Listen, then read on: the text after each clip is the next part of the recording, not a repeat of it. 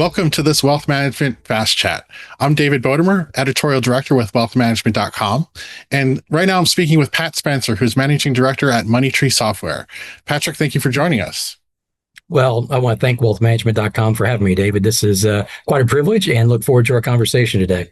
Sure. So, yeah, I mean, you wrote this interesting article called Human at the Helm and Why the Future of Advice Depends on Empathy, Not Automation. So can you just, maybe give us a quick synopsis of what's in that piece?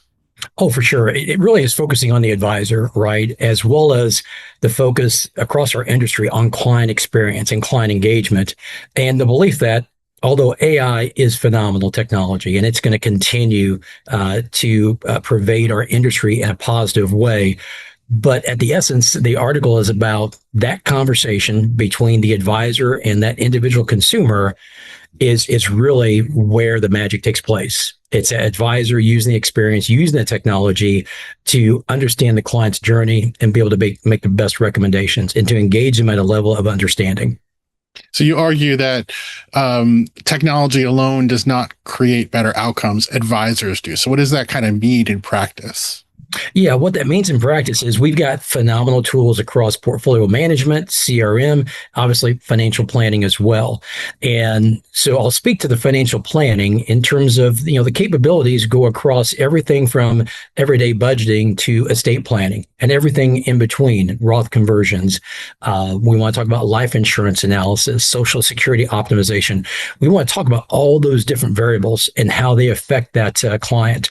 But it's that advisor and their experience and what they know and what they're able to learn from the technology that they're able to have the right conversation and really focusing in on the goals of that consumer. Very simple. Technology could very easily say, how much do you make? When do you want to retire? How much you want to retire with? And it's a matter of future value and present value calculations. But when it comes down to that individual consumer understanding, could I own a business? Can I travel? Can I volunteer at the place I've been at for several years? Could I make a donation to them? Could I do an endowment with them?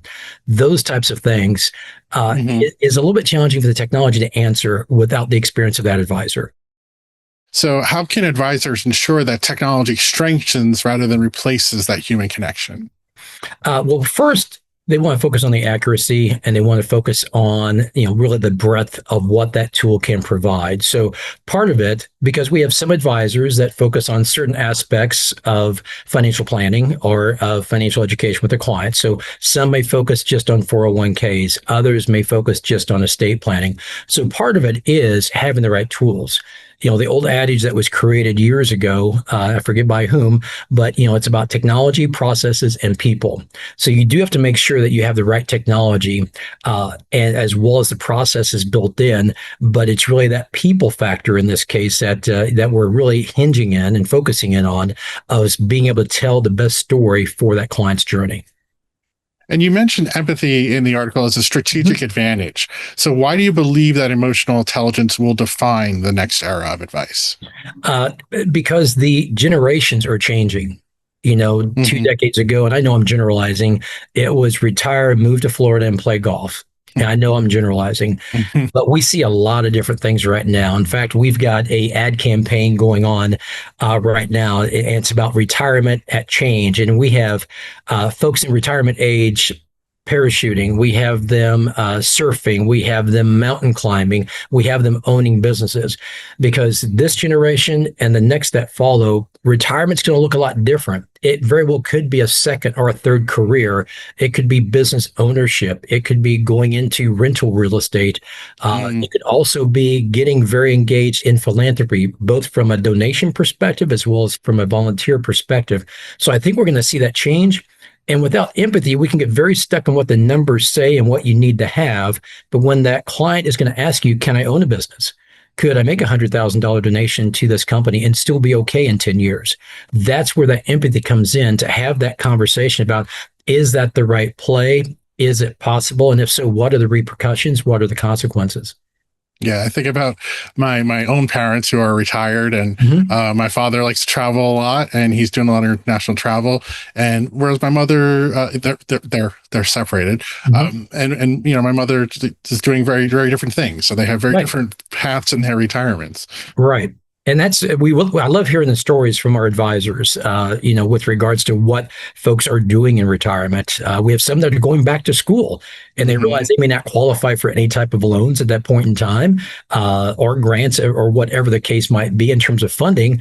So we see lots of different things happening, and we believe that the empathy from the technology, from what the technology is saying, what it's indicating, and then using that empathy to go back to the technology and understand, is this possible? That's what we see being the major connection in the next several years. Yeah, the going back to school thing is something I would like to do, actually.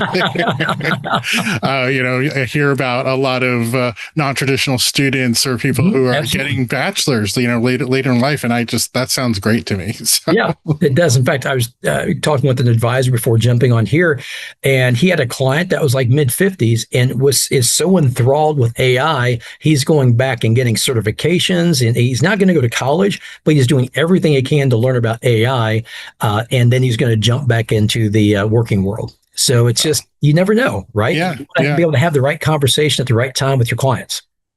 Great. So, are there any kind of final takeaways or any things that you really want to leave folks with, in thinking about your argument in that piece?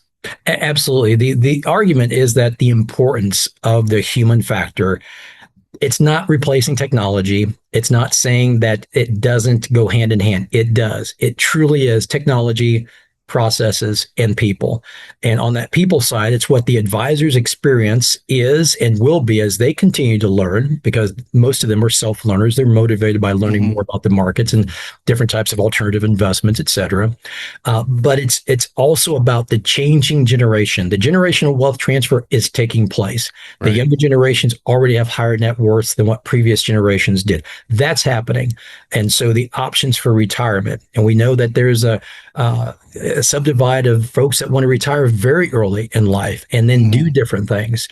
And it's going to be that human interaction that's able to delve into the why from the technology that really, I think, will stand out and be the difference maker. Well, Patrick, this has been great. Thank you so much for sharing your thoughts. Absolutely. Thank you. And again, thank you, wealthmanagement.com, for the opportunity.